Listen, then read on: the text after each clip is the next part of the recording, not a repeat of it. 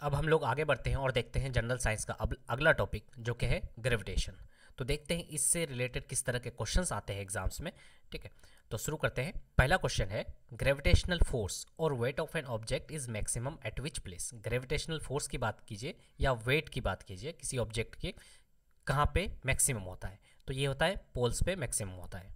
ठीक है, बात करें पोल्स से जैसे जैसे इक्वेटर से जैसे जैसे दूर की ओर जाएंगे यानी पोल्स की तरफ जाएंगे तो हमारा जो वेट है वो स्लाइटली इंक्रीज हो जाता है। ठीक है, तो इक्वेटर पे जो है सबसे कम होता है ग्रेविटेशनल फोर्स या फिर weight of an object, weight सबसे कम होता है कहाँ पे, इक्वेटर पे। ठीक है, तो उसी चीज़ को एक्सप्लेन किया गया है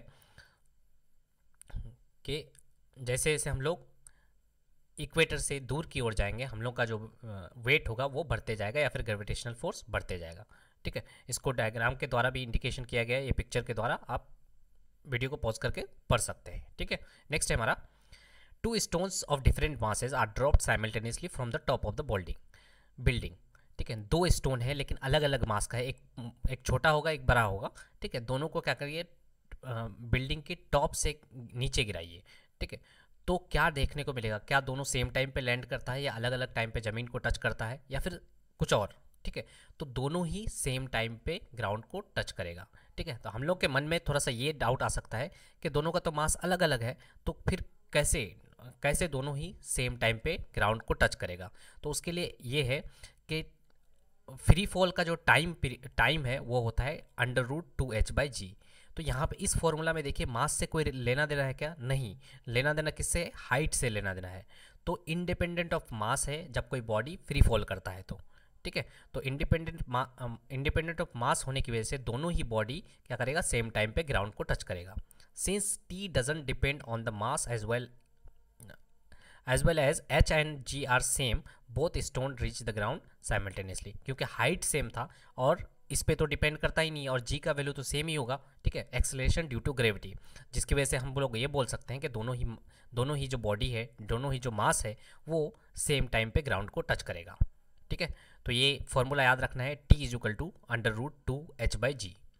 नेक्स्ट है हमारा, if the acceleration due to gravity on the surface of earth is g, then the acceleration due to gravity on the surface of planet whose mass is same as that of earth and the radius is twice as that of earth। ठीक है, तो बोला गया है कि acceleration due to gravity earth surface पे जो होता है वो जी होता है। अगर अदर प्लैनेट की बात करें, ठीक है, जिसका मास सेम है, ठीक है, लेकिन उसमें पूछा गया कि रेडियस को अगर ट्वाइस कर दें तो एक्सेलरेशन ड्यू टू ग्रेविटी पे क्या असर पड़ेगा, किस तरह का चेंजेस देखने को मिलेगा। तो एक्सेलरेशन ड्यू टू ग्रेविटी जो है वो g/4 हो जाएगा। ये आता कैसे है, तो ऐसे आता है कि एक्सेलरेशन ड्यू टू ग्रेविटी यानी कि g का वैल्यू जो होता है Gm/r² होता है। g क्या है, यूनिवर्सल ग्रेविटेशनल कॉन्स्टेंट है, m क्या है, मास ऑफ द प्लैनेट है, और r क्या है, रेडियस ऑफ द प्लैनेट है। ठीक है, तो रेडियस डिपेंड किस पे कर रहा है, इन्वर्स ऑफ रेडियस का स्क्वायर। ठीक है, तो अगर हम लोग रेडियस को ट्वाइस कर देते हैं तो जी का वैल्यू कितना हो जाएगा, 1/4 हो जाएगा। ठीक है, क्योंकि स्क्वायर पे डिपेंड कर रहा है, इन्वर्स ऑफ स्क्वायर। और जी का वैल्यू याद रखिएगा आप लोग, 6.67 इंटू 10⁻11 न्यूटन पर मीटर स्क्वायर पर के जी का स्क्वायर। ठीक है, अगर ये यूनिट याद नहीं भी रहता है तो आप फॉर्मूला से निकाल सकते हैं। ठीक है, सिर्फ वैल्यू याद रखिएगा, 6.67 इंटू 10⁻11। ठीक है, तो ग्रेविटेशनल कांस्टेंट का डायमेंशन भी पूछा जाता है तो आप फॉर्मूला से निकाल सकते हैं, ये वाले फॉर्मूला से भी निकाल सकते हैं या फिर और एक फॉर्मूला है आगे बताएंगे उससे भी निकाल सकते हैं हम लोग। ठीक है, नेक्स्ट है हमारा, तो एम के बारे में बता दिए, आर के बारे में बता दिए, मास ऑफ प्लैनेट और रेडियस ऑफ प्लैनेट है। नेक्स्ट है हमारा, helps keep earth atmosphere in place. ठीक है, कौन हेल्प करता है कि अर्थ का जैसा एटमॉस्फेयर हम लोग को देखने को मिलता है वो वैसा ही रहे। ठीक है, किसकी वजह से वैसा होता है, तो ये हो जाएगा ग्रेविटेशनल फोर्स ऑफ अर्थ। अगर ग्रेविटेशनल फोर्स नहीं होता तो अर्थ का एटमॉस्फेयर जैसा हम लोग को देखने को मिल रहा है वैसा नहीं होता। ठीक है, when someone lands on moon his body, जब कोई मून पे लैंड करता है तो उसके बॉडी में क्या क्या चेंजेस देखने को मिलता है। ठीक है, तो उसका जो मास है वो तो कांस्टेंट रहता है लेकिन वेट जो है वेट घट जाता है। कितने से घटता है, तो वो घटता है 1/6 से। मान लीजिए कि किसी बॉडी का वेट है अर्थ पे 60 kg, तो मून पे उसका वेट हो जाता है, मून पे उसका वेट हो जाएगा 10 kg। ठीक है, next, When a pail of water is swaying in a vertical circle, the water does above a certain not fall out of the top of the loop when the speed is। ठीक है, बात करें कि जब आप किसी इसको आप बाल्टी उल्टी में पानी भर के लेकर के घुमाते हैं इसमें राउंड सर्कल में, ठीक है, तो उससे पानी नहीं गिरता है, तो क्या एक्चुअल में है क्या तो वो डिपेंड करता है एक्चुअल में वेलोसिटी पे। आप कितना भी अमाउंट ऑफ वाटर ले लीजिए, वो उस पर कोई निर्भर नहीं करता है, वो डिपेंड करता है वेलोसिटी में। आप जैसे ही वेलोसिटी डिक्रीज करेंगे तो वो क्या होगा, वाटर गिर जाएगा। तो वही चीज़ बोला है, above a certain minimum value of irrespective of amount of water in the pale. तो आपको सर्टेन मिनिमम स्पीड आपको देना ही पड़ेगा, वो अमाउंट ऑफ वाटर से डिपेंड नहीं करता है। ठीक है, ये वाला। तो बाल्टी में पानी भर करके हम लोग क्या करते हैं, उसको घुमाते हैं तो बाल्टी का पानी नहीं गिरता है, तो वो डिपेंड करता है किस पे, वेलोसिटी पे। आप जैसे ही वेलोसिटी कम कीजिएगा वो पानी गिरने लग जाएगा। ठीक है, next, the sensation of weightlessness in a space craft in an orbit is due to the. ठीक है, तो हम लोग जब स्पेस क्राफ्ट में होते हैं तो उसमें उस टाइम हम लोग का बॉडी में बिल्कुल भी वेट नहीं लगता कि हमारे बॉडी में कोई भी वेट है। तो ऐसा क्यों होता है, इसका कारण है कि acceleration in the orbit which is equal to the acceleration due to gravity outside. ठीक है, तो एक्सेलरेशन जो वहाँ पे ऑर्बिट में होता है वो इक्वल टू होता है acceleration due to gravity outside के। ठीक है, और ऐसा भी बोल सकते हैं कि वहाँ पे gravity acceleration due to gravity zero होता है, जिसकी वजह से हम लोग का बॉडी जो है, हम लोग फील करते हैं वेटलेसनेस। ठीक है, हमारा बॉडी का कोई वेट नहीं होता, ऐसा फील करने लगते हैं हम लोग। A man standing at the top of the tower has two spears A and B. He drops spear A downward and throws spear B horizontally at the same time, which is correct। तो एक आदमी क्या हुआ, किसी tower के top पे बैठा हुआ है, ठीक है, उसने दो स्पेयर को क्या किया, ड्रॉप किया। एक तो डाउनवर्ड मैंने एक को फ्री फॉल किया और एक को आगे हॉरिजॉन्टली फेंक करके ड्रॉप किया। ठीक है, तो अब बोला है कि क्या स्टेटमेंट सही है, क्या दोनों सेम टाइम पे हिट करेगा, अलग अलग टाइम पे हिट करेगा, तो इसका आंसर हो जाएगा दोनों ही, both the spheres will reach the ground simultaneously. ठीक है, एक को आप क्या कर रहे हैं, हॉरिजॉन्टली फेंक रहे हैं और एक को फ्री फॉल करा रहे हैं। ठीक है, तो दोनों ही ग्राउंड को सेम टाइम पे टच करेगा। ऐसा क्यों होता है, देखिए, एक को तो आप फ्री फॉल करा रहे हैं और एक को हॉरिजॉन्टली फेंक रहे हैं, तो इसका जो कंपोनेंट है होगा ux 0 हो जाएगा क्योंकि ये फ्री फॉल हो रहा है। ठीक है, और बात करें b की तो ux क्या हो जाएगा, कुछ स्पीड वेलोसिटी देकर के फेंक रहे हैं, उसका इनिशियल स्पीड क्या हो जाएगा, u हो जाएगा। ठीक है, तो ओवरऑल देखेंगे तो हम लोग जो आता है वो आता है t is equal to 2h/g, और इसका भी देखेंगे तो 2h/g ही आता है। तो हम लोग टाइम ऑफ फ्री फॉल देखे थे, इतना ही आ रहा था। तो दोनों केस में क्या हो रहा है, time of free fall 2h/g पे ही डिपेंड कर रहा है। ठीक है, वो किस तरह से फेंकना है उस पर डिपेंड नहीं कर रहा है, वो सेम हाइट पे ही डिपेंड कर रहा है। तो जिसकी वजह से दोनों ही बॉडी क्या करेगा, साइमल्टेनियसली ग्राउंड पे पहुंचेगा। तो ये भी कंसेप्ट आपको याद रखना है। ठीक है, next, to point where total mass of a body is suppose to be concentrated is known as the point, जहाँ पे टोटल बॉडी का जो टोटल मास कंसंट्रेटेड रहता है उसको क्या बोलते हैं, तो उसको बोलते हैं सेंटर ऑफ मास। ठीक है, नेक्स्ट है हमारा the spoon dropped by an astronaut in a satellite will. ठीक है, मान लीजिए कि किसी एस्ट्रोनॉट के द्वारा सैटेलाइट में ही कोई स्पून ड्रॉप्ड हो जाता है, गिर जाता है, तो क्या होगा, तो continue to follow the motion of satellite. आप वीडियो वगैरह में देखे होंगे कि अगर वो लोग कोई चीज़ छोड़ भी देता है तो वो भी मोशन करने लग जाता है। ठीक है, तो continue to follow the motion of satellite. Next, the gravitational force of attraction between two bodies is the product of their masses. तो ग्रेविटेशनल फोर्स ऑफ अट्रैक्शन जो होता है वो किस चीज़ डायरेक्टली प्रोपोर्शनल होता है, inversely proportional of the product of their masses. तो क्या हो जाएगा, डायरेक्टली प्रोपोर्शनल होता है। ये आया कहाँ से है, हम लोग जानते हैं कि ग्रेविटेशनल फोर्स का फॉर्मूला क्या होता है, g m1m2/r²। m1m2 क्या है, मास ऑफ डिफरेंट बॉडी है, ये एक दूसरे को फोर्स लगाता है। ठीक है, और एक दूसरे में कितना डिस्टेंस है एक दूसरे के बीच में, r। ठीक है, तो इसका जो फॉर्मूला होता है g m1m2/r²। तो यहाँ पूछा था कि किस तरह का, डायरेक्टली प्रोपोर्शनल होता है मास के या इन्वर्सली प्रोपोर्शनल। तो यहाँ क्लियरली दिख रहा है कि फोर्स जो होता है डायरेक्टली प्रोपोर्शनल होता है मास ऑफ द बॉडीज़ के। ठीक है, अगर पूछता कि रेडियस के क्या होता है तो रेडियस के इन्वर्सली प्रोपोर्शनल ऑफ स्क्वायर, है ना।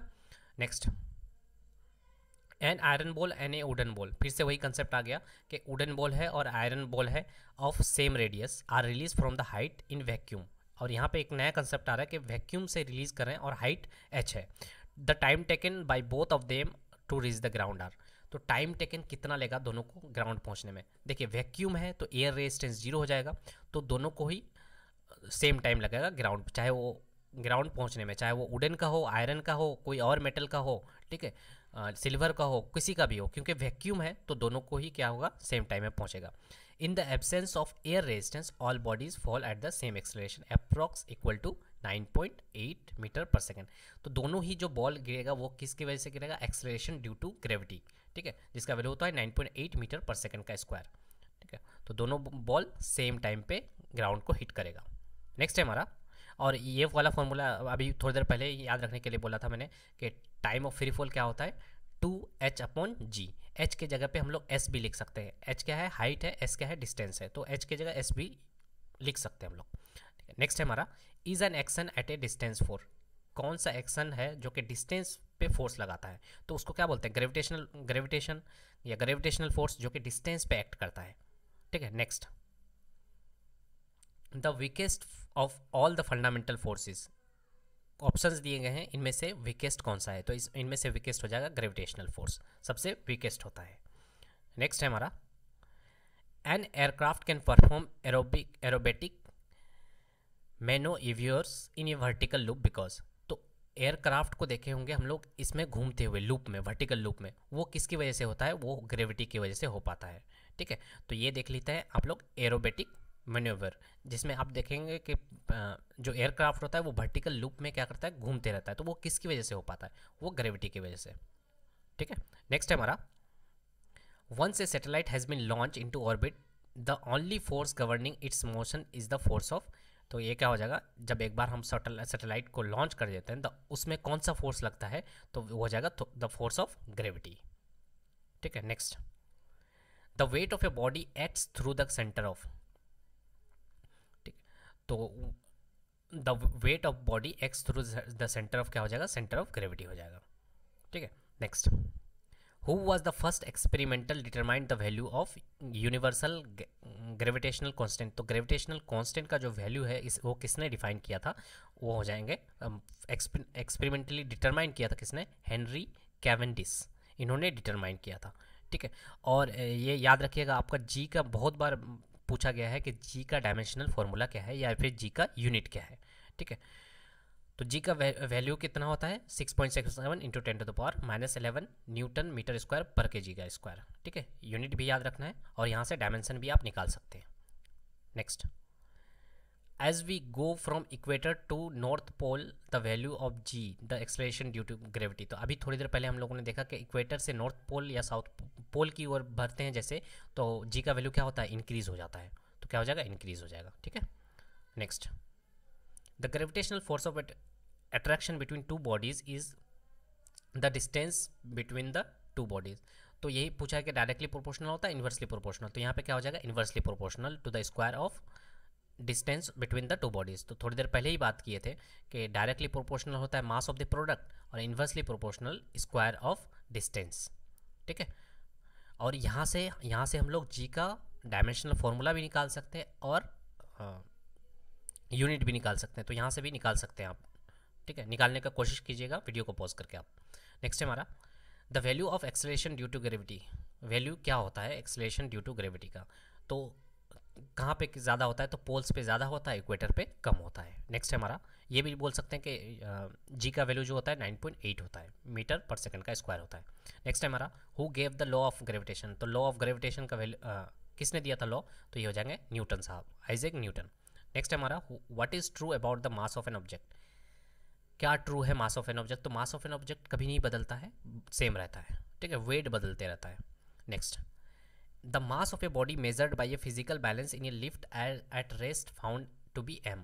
If the lift is going up with an acceleration its mass will be measured as, ठीक है। तो बोला गया है कि जब कोई एक बॉडी है जिसका मास है कुछ, ठीक है, m दिया हुआ है, अगर वो लिफ्ट में मोशन करे तो उसके मास में क्या चेंजेस आता है? तो हम लोग जानते हैं कि मास में कोई भी चेंजेस नहीं आएगा, मास सेम ही रहेगा, ठीक है। बात करें वेट का, तो वेट में चेंजेस आता है, ठीक है, चाहे वो लिफ्ट में जा रहे हैं ऊपर या लिफ्ट से नीचे आ रहे हैं, ठीक है, उसमें चेंज आता है।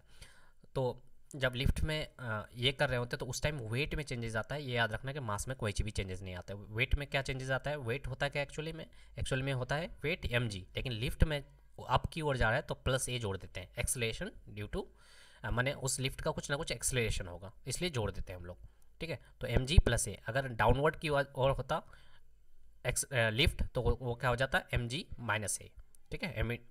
Next, wait of a body is, wait of body, फिर से वही क्वेश्चन आ गया कि मैक्सिमम एट पोल्स, है ना।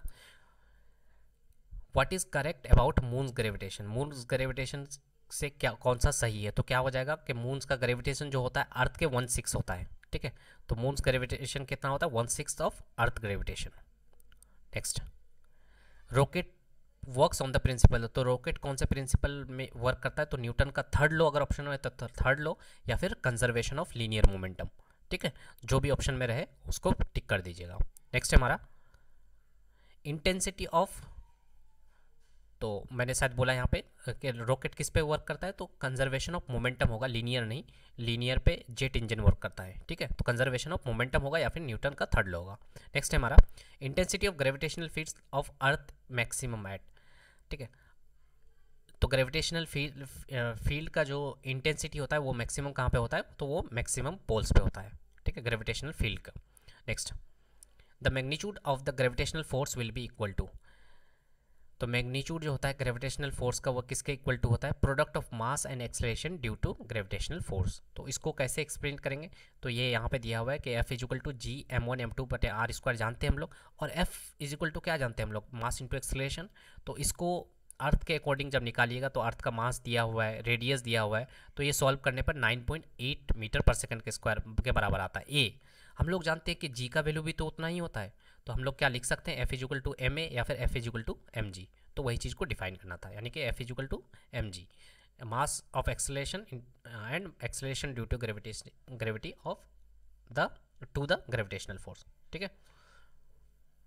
Next, in the earth the weight of the body is maximum, तो वेट ऑफ द बॉडी कहाँ पे मैक्सिमम होता है, तो वो अर्थ सरफेस में मैक्सिमम होता है, ठीक है।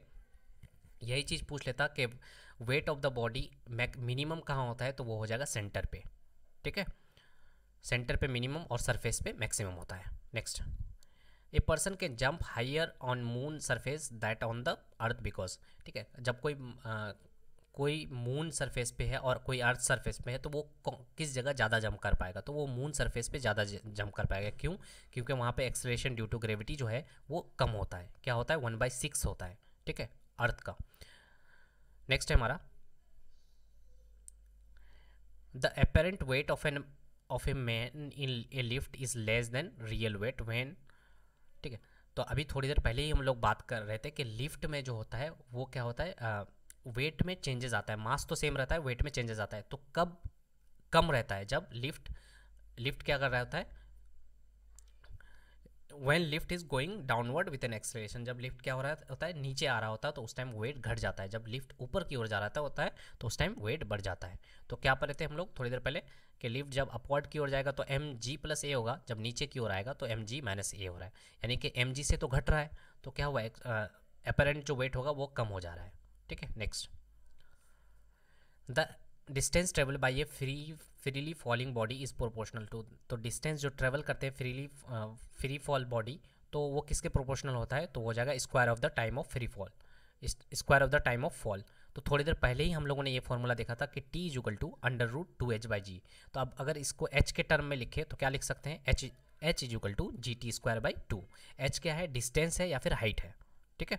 तो वो किसके डायरेक्टली प्रोपोर्शनल है, square of the time of fall, ठीक है। डिस्टेंस किसके डायरेक्टली प्रोपोर्शनल है, GT²/2।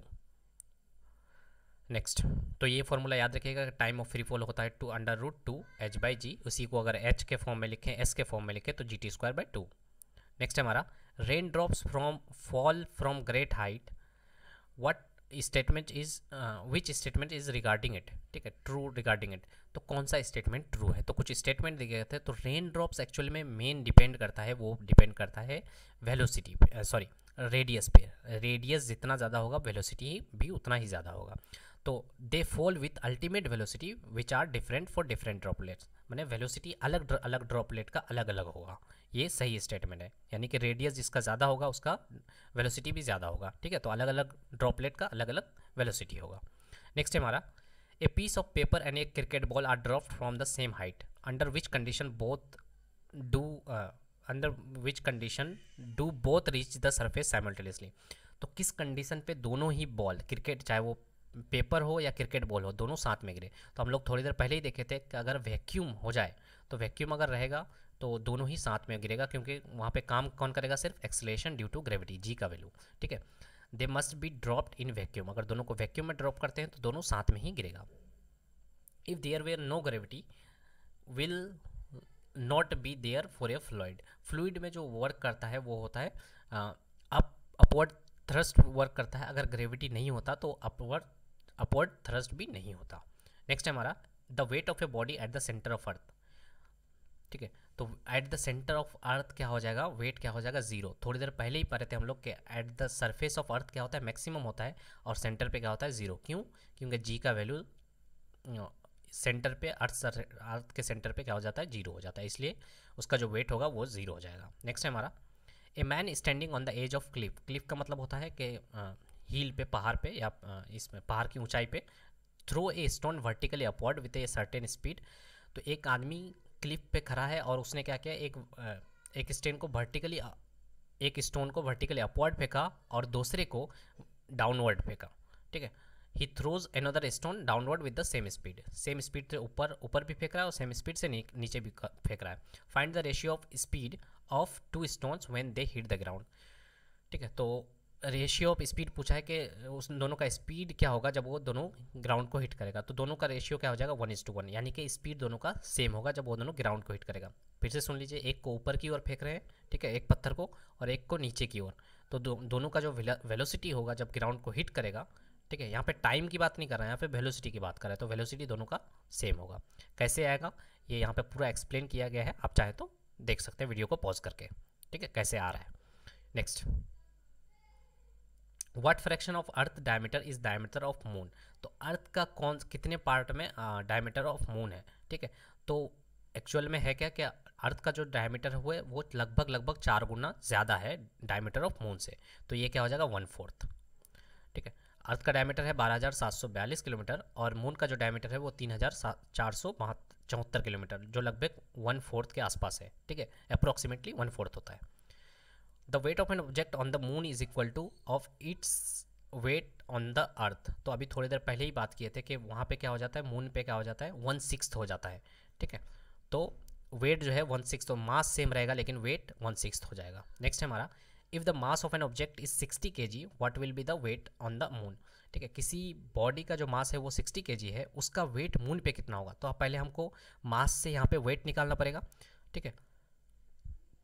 तो अर्थ पे वेट कितना हो जाएगा, mg equal to earth weight होता है, तो मास दिया हुआ था 60 और mg का वैल्यू लगभग 10 मान लेते हैं, तो वेट कितना हो गया 600। अगर बात करें वेट इसी बॉडी का वेट अगर मून पे बात करें तो कितना हो जाएगा 1/6, यानी कि हो जाएगा कितना हो जाएगा 100 न्यूटन हो जाएगा। समझ में आया, मास दिया हुआ था वो अर्थ के लिए दिया हुआ था, ठीक है। तो मास तो कहीं पे भी चेंज नहीं होता है, तो यहाँ से वेट निकाल लेंगे, वेट निकल जाएगा 600 अर्थ पे। अगर उसी को मून पे लेके जाएंगे तो 1/6 हो जाता है, तो क्या हो जाएगा 100 न्यूटन हो जाएगा वेट। नेक्स्ट है हमारा, if the acceleration due to gravity on the surface of earth is g, then the acceleration due to gravity on the surface of planet। ठीक है, पूछा गया है कि बोला गया है कि एक्सलेशन ड्यू टू ग्रेविटी जो है अर्थ सरफेस पे वो g है, लेकिन अगर उसको किसी अदर प्लानट में लेके चले गए हैं जिसका मास तो सेम है अर्थ से, लेकिन radius half of that of earth के रेडियस से हाफ है, तो उसके जी यानी कि एक्सलेशन ड्यू टू ग्रेविटी पे क्या चेंजेस देखने को मिलेगा। ठीक है, वो अर्थ का ग्रेविटी से 4 गुना ज़्यादा हो जाएगा। ठीक है, वो कैसे, हम लोग जानते हैं कि एक्सेलरेशन ड्यू टू ग्रेविटी यानी कि जी का वैल्यू जो होता है gm/r²। थोड़ी देर पहले ही ये वाला क्वेश्चन किए थे, उसमें सिर्फ रेडियस को दुगना किया गया था, यहाँ पे क्या कर रहा है रेडियस को हाफ कर दे रहा है। ठीक है, तो हम लोग जानते हैं कि जी डायरेक्टली प्रोपोर्शनल है 1/r² के, यानी कि इन्वर्स रिलेशन है जी का और r² का। ठीक है, तो यहाँ से निकालेंगे, जैसे ही रेडियस हाफ होगा, रेडियस अगर हाफ हो रहा है तो जी का वैल्यू कितना हो जाएगा 4 टाइम्स हो जाएगा। ठीक है, next, what is the value of acceleration due to gravity of the surface of earth. Acceleration due to gravity यानी कि जी का वैल्यू सरफेस ऑफ अर्थ पे कितना होता है 9.8 मीटर पर सेकंड का स्क्वायर। नेक्स्ट है हमारा a man inside an artificial satellite feels weightlessness because of the force of attraction due to the earth is, ठीक है, थोड़ी देर पहले ही ये वाला क्वेश्चन कहते हैं कि वेटलेसनेस क्यों फील करते हैं सैटेलाइट पे, ये because the force of attraction due to earth is zero at that place, ठीक है, ऐसा भी बोल सकते हैं कि जीरो ग्रेविटी होता है, ठीक है। नेक्स्ट, तो जीरो ग्रेविटी नहीं बोल के ये भी बोल सकता है कि force of attraction due to earth is zero at that place. Next, two bodies kept at a certain distance, दो बॉडी को सर्टेन डिस्टेंस पे रखता है, feel a gravitational force F to each other, ठीक है। If the distance between them is made double, दोनों के बीच में अगर डिस्टेंस को डबल कर दे तो फोर्स में क्या चेंजेस आएगा, ठीक है, फोर्स विल बी 1/4 हो जाएगा। कहाँ से आया ये चीज़, तो ग्रेविटेशनल फोर्स का जो फॉर्मूला है वो जानना पड़ेगा पहले हम लोग को, ठीक है। तो ग्रेविटेशनल फोर्स का फॉर्मूला जानते हैं हम लोग Gm1m2/r²। तो यहाँ पे बोला गया है डिस्टेंस को डबल कर देंगे, तो डिस्टेंस का मतलब आर को डबल कर दे रहे हैं, तो इन्वर्स रिलेशन है, ठीक है। तो इन्वर्स रिलेशन है, आर को जैसे ही डबल कीजिएगा तो ये क्या हो जाएगा, जो हमारा फोर्स है वो क्या हो जाएगा 1/4 हो जाएगा, ठीक है, क्योंकि इन्वर्स रिलेशन तो उल्टा हो जाएगा, ठीक है, डबल करने से 1/4 हो जाएगा। Next, the period of revolution of certain planet in an orbit of radius R is T, ठीक है, पीरियड जो है रेवोल्यूशन का सर्टेन प्लैनेट पे जिसका रेडियस आर है वो टी है, ठीक है। पीरियड ऑफ रेवोल्यूशन कौन सा क्या है, टी है, कौन से प्लैनेट का जिसका रेडियस आर है। If the period of revolution in an orbit of radius 4r, अगर रेडियस अगर 4r हो जाए उसी अलग प्लैनेट का, तो उसका टाइम पीरियड पे क्या चेंजेस देखने को मिलेगा, टाइम पीरियड कितने का होगा, ठीक है। तो टाइम पीरियड जो होगा 8t हो जाएगा, ठीक है। तो देखते हैं कैसे होता है। तो केपलर्स लॉ के अकॉर्डिंग क्या होता है कि जो time period depends upon radius of the orbit, time period का स्क्वायर होता है r³ के डायरेक्टली प्रोपोर्शनल, केपलर्स लॉ के अकॉर्डिंग, ठीक है। तो इसी को अगर चेंज करेंगे तो t डायरेक्टली प्रोपोर्शनल r⁴ हो जाएगा, ठीक है। 2 को उधर लेके गए हैं तो इसी को लिख सकते हैं। तो नए t की बात कर रहा है, नए टाइम पीरियड की बात कर रहा है जब रेडियस कितना हो जा रहा है 4r हो जा रहा है, ठीक है। तो नए टाइम पीरियड डिवाइडेड बाय पुराना वाला टाइम पीरियड, नया रेडियस डिवाइडेड बाय पुराना वाला रेडियस, और ये क्या था 3/2 तो पावर पे था ही, ठीक है। तो इसको जब सॉल्व करेंगे तो ये हो जाएगा 60 क्यूब करेंगे तो 64 r³ हो जाएगा, और ये r³ हो जाएगा, ठीक है। और यहाँ पे बचेगा कितना 1/2। तो इसको सॉल्व करेंगे तो ये क्या है अंडर रूट है, 1/2 को क्या बोलते हैं अंडर रूट बोल सकते हैं।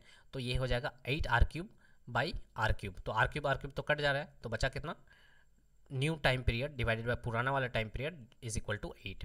तो इसी को सॉल्व करके ऐसे बोल सकते हैं कि new time period is equal to पुराना वाला 8t के बराबर हो जाएगा, ठीक है। तो ये वाले क्वेश्चंस आते हैं क्योंकि केपलर्स लॉ से डायरेक्ट रिलेशन है कि केपलर्स लॉ में टाइम पीरियड और रेडियस का क्या रिलेशन है। तो ये वाला फॉर्मूला याद रखिएगा कि t² is equal to r³ के डायरेक्टली प्रोपोर्शनल होता है। Next, Kepler's law of planetary motion states that the square of the time period is proportional to, अभी थोड़ी देर पहले ही देखे थे ये वाला फॉर्मूला, नेक्स्ट प्रीवियस क्वेश्चन में ही क्या होता है cube of semi major axis. अभी तो ये वाला फॉर्मूला देखे कि ठीक है कि टाइम पीरियड जो होता है वो टाइम पीरियड का स्क्वायर जो होता है वो cube of semi major axis होता है, ठीक है। Next, which statement is true about the gravitational force between two bodies, कौन सा सही है जब ग्रेविटेशनल फोर्स दो बॉडीज़ पे एक्ट कर रहा होता है, तो ये क्या है हमेशा अट्रैक्टिव होता है, ठीक है। वो इसमें देखे भी थे हम लोग कि दोनों क्या होता था एक दूसरे की ओर खींचा चले आ रहा था, फोर्स लग रहा था दोनों पे, है ना। तो दोनों क्या होता है ग्रेविटेशनल फोर्स क्या होता है जब दो बॉडी एक्ट कर रहा होता है तो उसमें दोनों ही अट्रैक्टिव होता है, फोर्स होता है। Who initiated the law of planetary motion, किसने इनिशिएट किया था लॉ ऑफ प्लैनेटरी मोशन, तो ये हो जाएगा जोहानस केपलर, ठीक है। और ये वाला जो फॉर्मूला था ये भी केपलर्स लॉ ही है। नेक्स्ट है हमारा the law which govern the motion of planet are called, ठीक है। मोशन ऑफ प्लैनेट को जो गवर्न करता है जो लॉ उसको क्या बोलते हैं, उसको बोलते हैं केपलर्स लॉ। नेक्स्ट है हमारा escape velocity at the earth surface is, earth surface पे एस्केप वेलोसिटी कितना होता है, तो वो होता है 11.2 किलोमीटर पर सेकेंड। याद रखना है किलोमीटर पर सेकेंड, मैंने एक सेकंड में 11.2 किलोमीटर इतना एस्केप वेलोसिटी होता है, ठीक है। तो एस्केप वेलोसिटी एक्चुअल में निकालते कैसे हैं, वो होता है √2 Gm/r। जी क्या है ग्रेविटेशनल कांस्टेंट, m क्या है, मास ऑफ द प्लैनेट, और r क्या है, रेडियस ऑफ द प्लैनेट। तो आप जिसका भी निकालना चाहे, जैसे अर्थ का निकालना चाहे तो जी तो कांस्टेंट ही रहेगा, मास अलग हो जाएगा, रेडियस अलग हो जाएगा। मून का निकालना चाहे तो मास अलग हो जाएगा, रेडियस अलग हो जाएगा। ठीक है, पता रहेगा तो आराम से यहाँ पे निकाल सकते हैं एस्केप वेलोसिटी कितना होगा। तो अर्थ का जो एस्केप वेलोसिटी होता है वो होता है 11.2 किलोमीटर, ठीक है, पर सेकेंड। यहीं पे आ जाते हैं, अगर बात करते हैं what is the approximate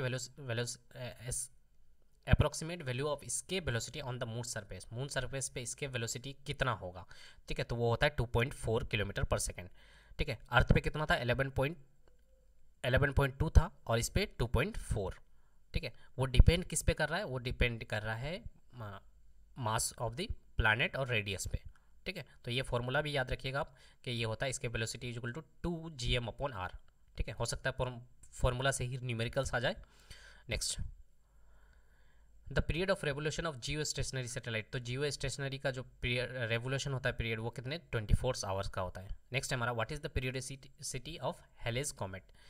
Halley's comet का पीरियडिसिटी कितना होता है, 75 से 76 साल के बाद आता है, वो देखने को मिलता है। ठीक है, लास्ट जो हुआ था 1986 में हुआ था, उसके बाद अभी तक नहीं हुआ है। ठीक है, तो 75-76 साल के बाद फिर से होगा।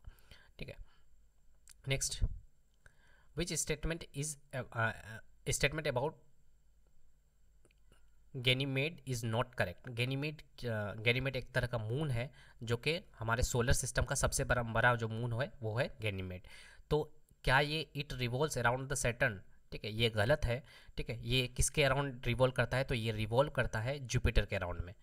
ये हमारे सोलर सिस्टम का सबसे बड़ा जो मून है, या जुपिटर का जो सबसे बड़ा मून है, वो गैनीमेड ही है। ठीक है, तो ये भी पूछा जा सकता है कि गैनीमेड किस प्लैनेट का मून है, तो हम लोग बोलेंगे जुपिटर। ठीक है, next, Europa is the natural satellite. तो यूरोपा जो है ये नेचुरल सैटेलाइट है, कौन से प्लैनेट का, तो ये हो जाएगा जुपिटर। नेक्स्ट है हमारा the movement of earth around a sun in a fixed path और ऑर्बिट। तो अर्थ का जो मूवमेंट है एक सन के अराउंड फिक्स पाथ में, इसको क्या बोलते हैं, इसको बोलते हैं रेवोल्यूशन बोलते हैं। ठीक है, नेक्स्ट है हमारा what is the period of rotation of earth around its axis is called. तो what is the period of rotation of earth. ठीक है, तो पीरियड ऑफ रोटेशन को क्या बोलते हैं, अराउंड इट्स एक्सिस, अपने एक्सिस पे जो घूमता है, जो पीरियड ऑफ रोटेशन होता है उसको क्या बोलते हैं, उसको बोलते हैं रोटेशन पीरियड। ठीक है, तो ये सारे क्वेश्चंस थे जो कि ग्रेविटेशन से पूछे जा चुके हैं अब तक एग्जाम्स में। ठीक है, यही इतने सारे क्वेश्चंस थे। अब हमारा अगला टॉपिक होगा